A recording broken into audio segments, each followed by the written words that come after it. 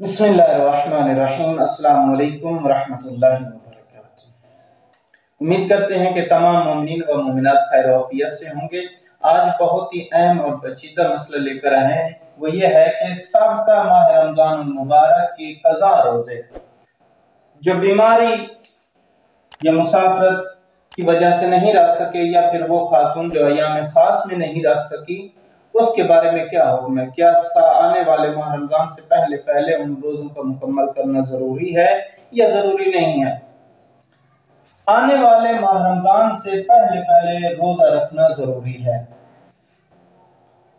किसी महीने में भी आप रोजा रख सकते हैं, पिछले माह रमजान के जो कज़ा हो गए हैं।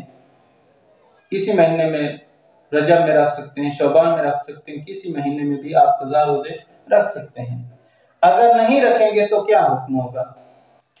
अगर आप रोजे नहीं रखते हैं तो फिर आपके लिए क्या होगा, कज़ा के साथ साथ आपके लिए फिदिया भी वाजिब हो जाएगा। आपको फिर फिदिया भी अदा करना होगा, और वो फिदिया कितना है, वो है 750 ग्राम गंदम या आटा या इस तरह की वो दूसरी अजनास जो है वो देनी पड़ेगी। तीसरा जो मोमिनीन बार बार सवाल करते हैं कि क्या हम मुस्तहब रोजा रख सकते हैं, हमारे ऊपर पिछले माह रमजान के कज़ा रोजे वाजिब हैं, तो क्या हम रोजे रख सकते हैं या नहीं। तो उसके लिए यह है कि वो मुस्तहब रोजे नहीं रख सकते हैं, बातिल है। अगर रोजा रखेगा तो बातिल है।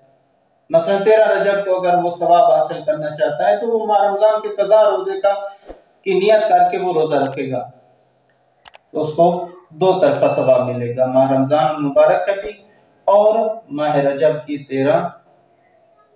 13वें दिन का भी उसको सवाब मिलेगा। क्या माह रमजान मुबारक के कज़ा रोजों की नियत करके रजब या शौबान में रख सकते हैं। जी हाँ, रख सकते हैं, कोई हर्ज नहीं है, रख सकते हैं। इसमें क्या रजब और शौबान के रोजों का भी सवाब मिलेगा। जी हाँ, अगर माह शौबान में 15 या इस खास अयाम में रोजा रखता है और दिल में हसरत पैदा करता है, काश मेरे माह रमजान और मुबारक के रोजे मुकम्मल होते तो मैं शौबान और मुअज्जम के रोजों का सवाब हासिल करता।